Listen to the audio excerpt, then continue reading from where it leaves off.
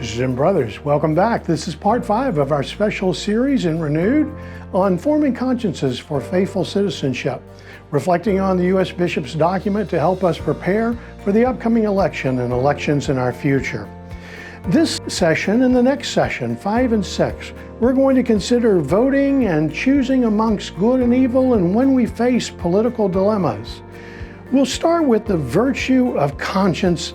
It's a tremendous help for us to have this wonderful gift of God that helps us to think and to consider when we vote, using our reason, using what has been revealed to us by God, using the best knowledge that we have from our experts in society. Prudence is a particular virtue that's helpful for us. Prudence is the virtue of choosing the right thing in every circumstance. Wouldn't you love in your life, I certainly would in mine, to know that I had that virtue and in every circumstance I would choose the best option. That's our hope and our dream, to have that kind of virtue in us. But we have to cultivate that virtue to discern the true and the good in every circumstance and to choose the right means. That's hopefully what we're doing when we enter the voting booth each time we come to an election. Often voting's not an easy choice. Candidates sometimes hold positions that can be characterized as good and at the same time hold positions that could be characterized as evil. Forming consciences for faithful citizenship in paragraph 23 presents a number of things which are called intrinsic evils, things that are in themselves evil and cannot be made good. Their circumstances can't make them good, good intentions can't make them good. They're evil in themselves, and they list them. They're also repeated in the magisterial teaching of the Second Vatican Council in Gaudium et Spes. Abortion, euthanasia, genocide, torture, targeting non-combatants in acts of war or terror, racism, treating workers as a means to an end, treating the poor as disposable.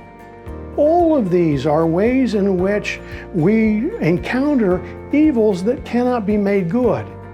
We can't treat people as things and consider that to be a good thing. When people are human persons gifted with that sacred dignity from God that we talked about in our first episode from the very creation accounts, they're acts so flawed that they're always opposed to the authentic good of persons, or they are threats to the sanctity of human life and the dignity of human life. The bishops tell us that there's a universally binding moral imperative to respond to the needs of our neighbors. So at the same time as they tell us there are things that we cannot do because they're intrinsically evil, they say as well there are things that we are bound to care for in our neighbors. And those things are food, shelter, health care, education, work, rest, and necessary social services. Now, when you hear those, the bishops don't tell us exactly how we're to achieve that. They set those before us as goals. If every human person has access to health care, it's a better and healthier world we'll have. The same for education, the same for housing, the same for food. If we could conquer food insecurity for everyone, the world would be a better place. In our political participation in voting, both opposing evil and doing good are essential obligations. What do we do then when candidates stand for evil or oppose the good? Before we talk about how we can vote, let's consider the political context, because the political context in which candidates take positions are important to consider. Some actual candidates' positions are unclear. The candidate shifts from audience to audience, and we can't really tell what it is, the position that they hold. That influences the way we can consider the issues. Some of the most skillful candidates adjust their message for audiences that they're speaking to. The other reality that we see so often is candidate priorities are one thing when they're asking to be elected, they become another thing after the election. So candidate policies and priorities and platforms, as it were, shift from pre-election to post-election. The third element we can consider is the very differences between positions that are held. There are school board members who are elected can address certain issues, county judges and county commissioners other issues, the state senate or the U.S. Senate can address different issues, presidents as well. Depending on the office, someone may or may not be able to influence what it is that they have suggested as a platform item. It may be out of their area of responsibility.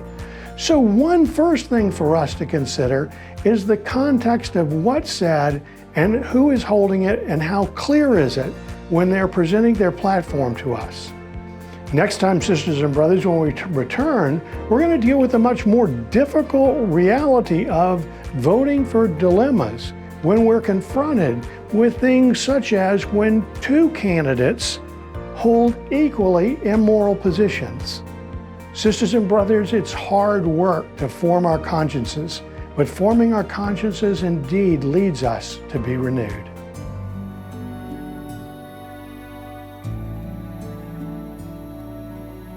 Please like, subscribe, and comment below.